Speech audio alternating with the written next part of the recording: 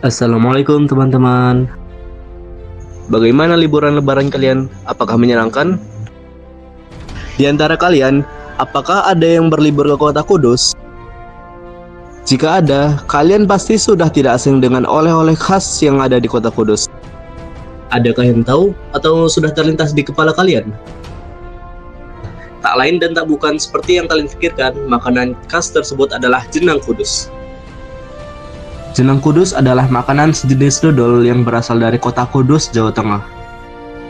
Jenang ini biasanya dijual dalam ukuran atau potongan-potongan yang kecil. Apakah kalian tahu? CV Mubarak Food Cipta Delisia merupakan salah satu produsen jenang Kudus terbesar di Jawa Tengah loh. CV Mubarak Food Cipta Delisia telah berdiri sejak tahun 1910 dan telah melewati berbagai titisan sejarah yang teramat amat panjang. Nah, selanjutnya, mari kita simak penjelasan dari pengelola CV Mubarak Food Cipta Delisia. Beliau adalah Bapak Muhammad Kirim, selaku manajer marketing jenang Mubarak Food.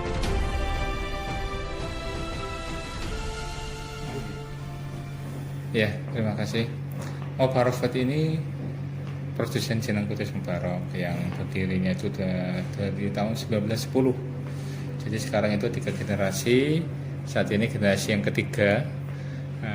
Dari generasi pertama oleh Bu Haji Alawiyah dan Pak Haji Mabruri, diteruskan oleh putranya Pak Haji Ahmad Shokir Mabruri dengan Bu Haji Istifaiyah, dan sekarang oleh Pak Haji Muhammad Himi dan Bu Haji Najmulaili, generasi ketiga. Jadi ini pun menjadi bentuk kesyukuran bagi kami bisa eksis sampai 3 generasi. Insya Allah akan berlanjut ke generasi berikutnya. Ini kita gambarkan dengan adanya museum jenang. Di situ ada perjalanan panjang dari generasi ke generasi. Ya, itu sejarahnya di perusahaan Mubarak ini, bahwa sudah mengalami lintas generasi yang ketiga ini. Iya, target pasarnya itu kan kita bagaimanapun ingin selalu ekspansi ya, lebih luas lagi. Jadi berawal dari industri rumahan, industri lokal yang mengelola makanan tradisional, kita ingin lebih berkecimpung di kancah global. Ya, pasar yang akan kita tuju targetnya bisa diterima di pasar nasional atau pasar domestik, mulai dari luar Pulau Jawa. Dan saat ini kita sudah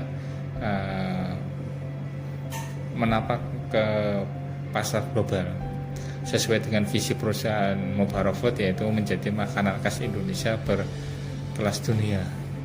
Saat ini kita sudah bisa masuk ke pasar ASEAN di Singapura dan Malaysia. Dulu pernah kita ke Hong Kong, di Timur Tengah juga kita bisa ikut serta berperan di expo-nya, dan ya walaupun masih skala relatif sedikit, kita sudah bisa coba ikhtiar masuk ke berbagai pasar di Timur Tengah. Ya, kalau kita melihat masalah di mana, masalah kan selalu ada, dan itu sebagai proses pembelajaran untuk lebih bisa berkembang lagi. Jadi apapun aktivitas jenis usaha, selalu harus ada permasalahan yang timbul, yang itu sebagai bahan evaluasi untuk sebagai perbaikan, penyempurnaan untuk bisa lebih naik kelas ya. Artinya gini, kalau kita bicara dalam sebuah aktivitas di perusahaan, dari berbagai tadi departemen, permasalahan-permasalahan itu bagaimana kita mengelolanya sebagai sebuah ini ya, tantangan dan pembelajaran untuk lebih baik lagi. Kalau kita kalau saya teringat ada sebuah filosofi 4 sehat 5 sempurna. 4 sehat di dalam perusahaan itu bagaimana produksinya, bagian keuangannya, bagian pemasarannya, bagian SDM itu harus sehat. Terus yang untuk menyempurnakan 5 sempurnanya itu adalah kemitraan, hubungan kita ke eksternal, good relationship kita. Jadi kalau disinggung ya bagaimana kita harus masing-masing bagian itu sehat, menyehatkan diri ya, untuk bisa menuju satu target yang ditetapkan oleh perusahaan ya. Semuanya pasti ada masalah. Nah, bagaimana kita menanganinya dengan memegang sebuah komitmen untuk bersinergi sehingga masalah-masalah di tiap itu bisa dibantu, dikuatkan oleh bagian-bagian lain. Jadi masalah satu bagian itu menjadi tanggung jawab semua ini ya, bagian di perusahaan, karena satu aktivitas macet atau ada kendala itu juga akan mengganggu aktivitas lain. Sehingga ini kita terapkan harus saling bersinergi, saling melengkapi, saling membantu. Ya memang dalam hal ini selalu yang kita canangkan bagaimana bisa tercapai visi misi perusahaan.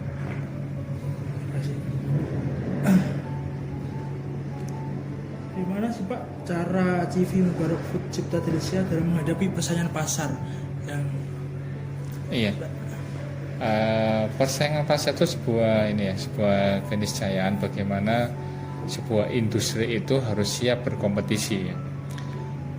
Kalau saat ini apa yang menjadi kunci kesiapan sebuah perusahaan itu bisa bersaing itu adalah salah satunya itu inovasi.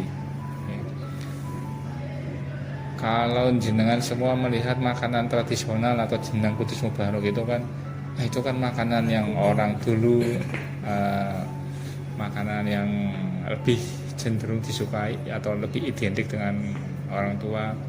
Nah, bagaimana makanan ini bisa diterima oleh era sekarang atau dinamika zaman itu, kita masih bisa eksis, bisa beradaptasi.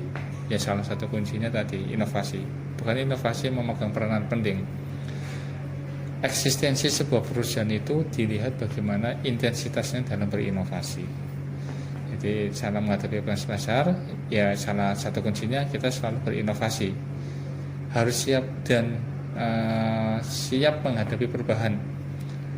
Karena kita tahu dinamika pasar yang sebegitu cepat dan sebegitu ketatnya, hampir tiap tahun ada industri makanan baru atau inovasi makanan baru. Nah, kita bisa turut bersaingnya dengan menciptakan sebuah inovasi yang kaitannya melihat peluang-peluang pasar, melihat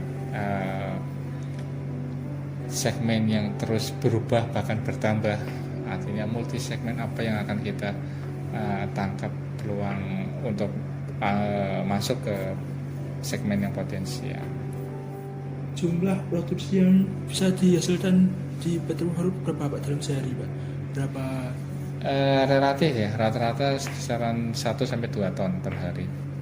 Setiap hari itu? Iya. Jumlah produksi itu berkaitan dengan apa? Dan 1 atau 2 ton itu yang berpengaruh apa? Iya, itu kaitannya kan kita kan produk ini kan identik oleh-oleh ya. Iya. Jadi ada sebuah momen-momen tertentu yang peningkatan produksinya akan lebih dibanding hari biasa. Contohnya ini Mas Harami mau menyambut Lebaran. Mas Harami Lebaran ini produksinya 3 kali dibanding hari biasa. Atau nanti ada libur sekolah, libur akhir tahun. Jadi di mana ada sebuah momen libur panjang dan mobilitas orang berwisata tinggi, ya disitulah produk oleh-oleh akan menambah produksi, akan banyak diminati dan frekuensinya akan bertambah, frekuensi produksinya.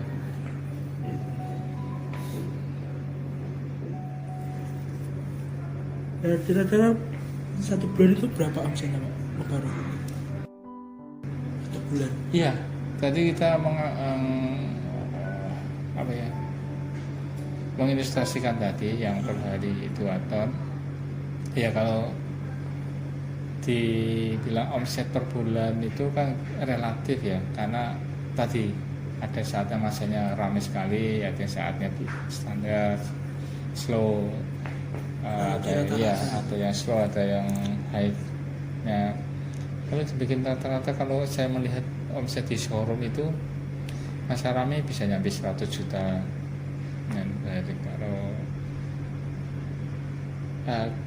kurang persisnya, saya persisnya kurang paham ya. Kalau ini apa omset per bulan ya? Iya. Per bulan ya sekitar antara 300-500 juta, kisaran di situ. Jumlah karyawan di Mubarak Food kira-kira ada berapa Pak? 150. 150.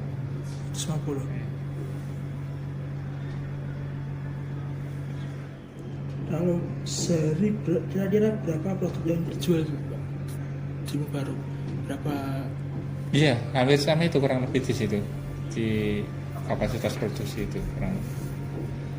Kalau harga produk jenang Mubarak itu dari berapa sampai berapa? Yang termurah sampai termahal? Ada produk? Yang termurah dari 10.000 sampai 50.000. Kalau mahal 50.000 berarti? Iya, kurang lebih ya. Ada yang mahal lagi kalau dalam bentuk paket 150.000 juga ada, 200.000 juga ada. Kita juga menawarkan dalam bentuk paket. Kalau satuan paling mahal antara 50 sampai 60.000.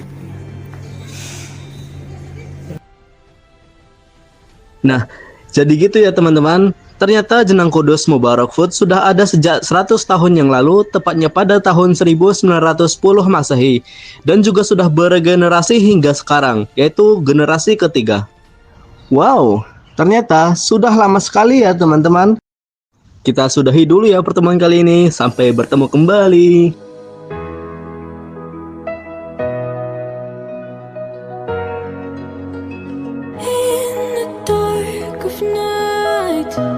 The stars light up the sky. We see